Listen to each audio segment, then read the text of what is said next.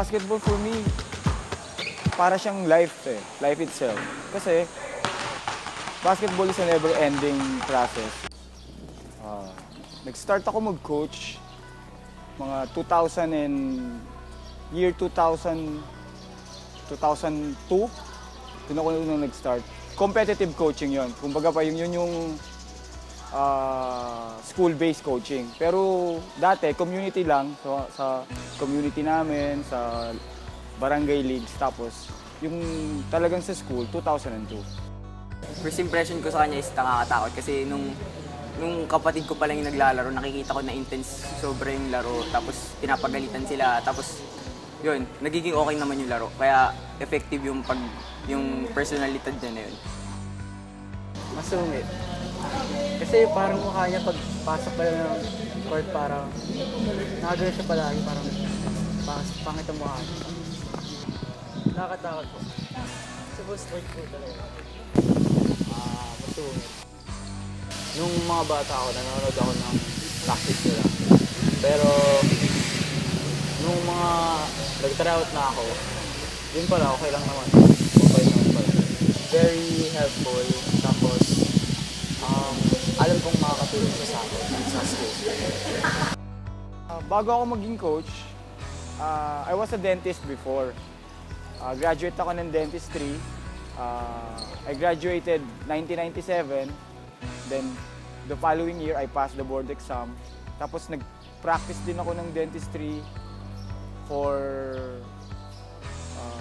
8 years, mga ganun. And then, pinagsabay ko yun, dentistry and coaching. Nagkaroon din ako ng small business before. I was a supplier of party needs and chairs and tables sa SM Storyland. Tapos yung mga local parties, nag-deliver ako ng mga balloons, chair. Nung bata kasi ako, gusto ko talaga maging doktor. And since natatagalan ako sa pagiging doktor 10 years, and dentist is considered doctor din naman siya, and 7 years, yun na lang kinuha ko. Tsaka enjoy din naman ng dentistry kaya lang, medyo mas enjoy ako sa pag-coach. Lahat naman kasi nag-start, basketball lang muna. Gusto ko yung play, I love to play basketball, yung competitiveness ng basketball. And then, nung naglalaro ako, meron akong leadership quality sa loob ng court. Tapos, yun doon na, nagsisimula na akong magturo sa mga kampi ko. And then, yung mga kampi ko, inaano nila na, sige, ikaw na lang ang mag-coach. Total, ganyan, may leadership quality ka. And gusto ko nagko-coach kasi gusto ko magturo sa mga bata. Gusto ko makatulong sa kanila, ma-enhance yung skills nila sa basketball. As a coach, medyo mahigpit ako. Lalong-lalo na pagdating sa preparation of plays, practice. Ayoko kasi yung petics, ayoko nung nag-slow down, ayoko nang taken for granted ang lahat ng mga small plays.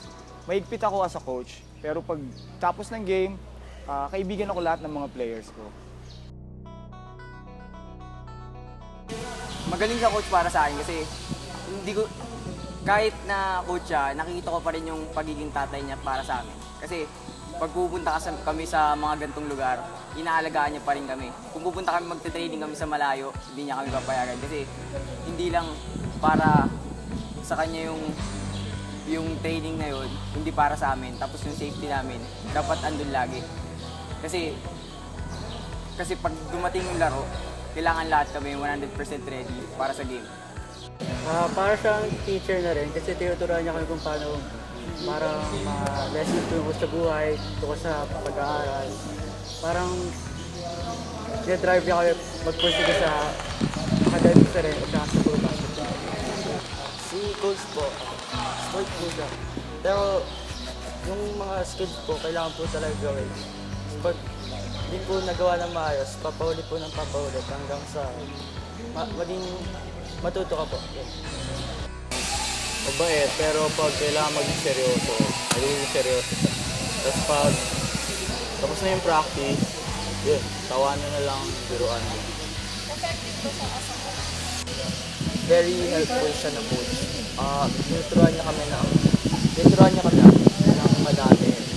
mas matututo ka talaga. As I've said, basketball kasi ngayon is very scientific. Hindi na siya yung dating you practice dribbling, you practice running. Ngayon, marami ng different ways to improve yung basketball. Conditioning, proper diet, tsaka yung mga skills development in dribbling, explosiveness to the basket. Lahat yun ginagawa namin in preparation dun sa mga liga namin. Effective siya maging coach dahil ipupush ka niya sa hanggang makakaya mo. Parang hindi lang sa pagiging player mo, pati din sa personalidad mo sa labas ng court. Kasi parang maisip mo na tumatanda ka na, kailangan mo na din i-apply yung mga nagagamit mo sa court, yung mga natuturo sa'yo, hindi lang sa basketball, pati sa pakikitungo sa iba. Ini-explain niya lahat para lang sa kung hindi niya maintindihan ng isa, para explain niya pa ulit-ulit, hindi siya magsawa sa akin. Madami na pong pagdaan ng varsity or alumni school sa kanya na gumaling po at napaglaro na po sa iba't ibang school. Kasi nung mga bandang grade 6 pa lang ako, hindi ako masyado marunong mag-basketball. Tapos nag-try out ako, tapos train niya kami. Yun, dito kami sa mapasal. He is very effective kasi ako dati, I started like hindi ako masyado marunong mag-basketball. And when I met coach, medyo natuto ako mag-basketball. Every coach naman, ang challenge kasi is to win ball games. Kasi yun naman talaga. Kaya tayo naglalaro ng basketball is to win. But for me, yung ultimate challenge namin, being a school-based school, Blessed Trinity, ang challenge namin lagi is to win the championship and yung mga players namin graduate na athlete and students na maganda yung grades, makakapunta sila sa magandang school pagdating ng college. And ang challenge talaga, yung pareha silang mag-succeed in basketball and in their studies.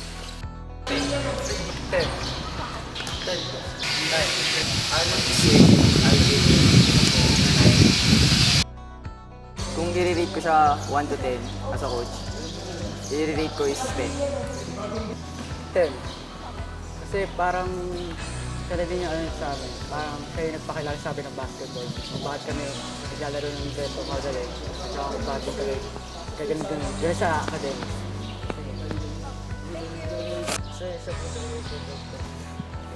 Marunong siyang makisama, saka nakikibagay siya sa kung anong sitwasyon namin sa team. Because, yun nga, he helped me a lot and hindi ako makakarating dito without him. During the time na wala pa ako sa Blessed Trinity, yung Blessed Trinity was a pushover pagdating sa basketball. Lagi silang last, dead last, or worse, tinatambakan lang. And tapos nung dumating ako, ang unang-una kong dinala sa kanya is discipline. On my very first year sa Blessed Trinity, we finished third runner-up against other universities yun, Perpetual, Bernardo College, Piñas College. Kami lang yung maliit na school. Yun yung unang-unang achievement na nakuha namin. And the following year, naka-attract kami ng mga students without giving scholarship. And then in 2007, we won our first championship. That was the elementary team. We won the Lapsaa championship.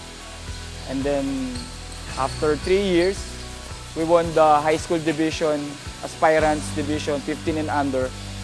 Lapsaa, back-to-back champion ng Blessed Trinity. And we were the one who represents Las Piñas sa National Capital Region Meet. Actually, marami na kaming achievements. Yung marami na rin kami mga players na nag-start sa Blessed Trinity since they're elementary. Tapos they move on to other universities. Na-recruit sila ng mga bigger schools like Letran, Mapua, Aureliano, now La Salle Sobel. Kaya para sa akin, isa yun sa mga big achievements namin.